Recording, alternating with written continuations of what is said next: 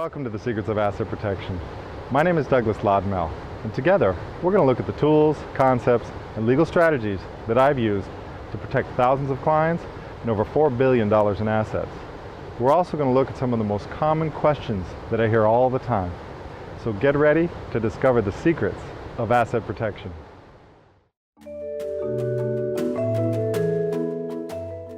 Everyone in here already has their own private security force around some of your assets.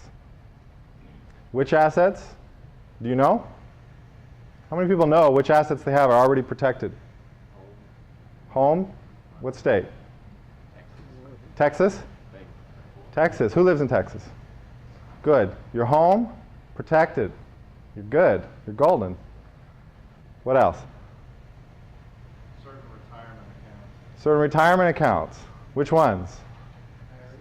IRAs, yeah. It's actually 401ks, yep. Well, life insurance. Life insurance, most every state. Annuities, most states. 401ks, KEO plans, defined benefit, defined contribution, all states. So you already have quite a bit of asset protection. In fact, here's the spectrum. There's some really bad ideas out there. There's some really bad ideas. They're the ones at the bottom. Don't do them. They will get you in trouble. And I'll tell you how to identify them. If someone comes to you and says, hey, I got a plan that'll protect your assets, by the way, you won't have to pay any taxes, bad idea. In fact, it's such a bad idea, it could actually lose you everything you have.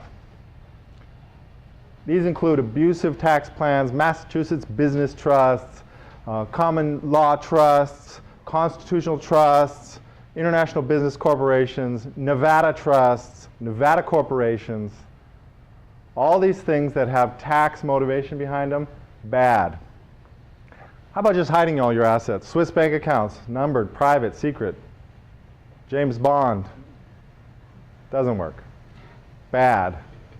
You go on a cruise to Grand Cayman, they encourage you to open up an account. Bad. Don't do it. Assets in the name of your spouse. Oh, that sounds better, right? I'm the high-risk spouse, the doctor. Put it in my name of my low-risk spouse. How's that sound? Bad. Bad on so many levels. I can't tell you. Bad for estate planning, bad for divorce, bad when your spouse gets into the accident and loses all your assets. Bad, bad, bad. How about bankruptcy? Well, now we're getting somewhere. Bankruptcy is actually how you protect your Texas home. It's in the bankruptcy statutes. Bankruptcy is how you protect your 401ks, your IRAs, and all that. So bankruptcy is actually the first thing on this list that's really for real. Insurance. It's good because you get to choose. Bankruptcy, you're kind of stuck with the laws. Insurance, you want to buy all the insurance you want, it's getting better. Standalone corporate shield. This one's really confusing to a lot of people. The corporation has a thing called the corporate shield. So if I run GM, or better, I own stock in GM, and GM makes a bad car and goes totally bankrupt, am I okay? Yeah, I mean, they can't come and sue me. I just own stock. That's the corporate shield. Now, you own stock in your corporation. Corporation has a problem, goes bad. Can you go, hey, no, I just own stock? Doesn't work that way. It's called piercing the corporate veil. And for you guys, make it really clear, there is none. It's completely pierced. Before you start, it's completely pierced. You have no corporate veil, so you cannot rely on it. Does that mean corporations are worthless? No. Does that mean that you shouldn't do the LLC for your satellite practices? You should.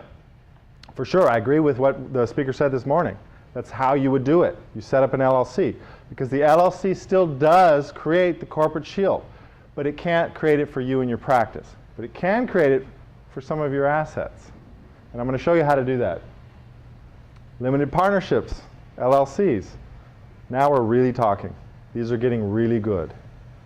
And really the key to asset protection, the one thing that I can say with absolute certainty, that I have never seen break, has never broken for any of my clients, I absolutely believe will never break. It's called the Asset Protection Trust. Why am I so sure? Is it because I have such great faith in our legal system and I believe that the judges are going to respect that entity so much? No. No, it's because I take it out of their hands. It's because I don't trust the U.S. courts, the U.S. judges, and the U.S. legal system. I actually remove myself in the form of my assets out of the system. I make it so that they don't have the control. And I'm going to show you exactly how.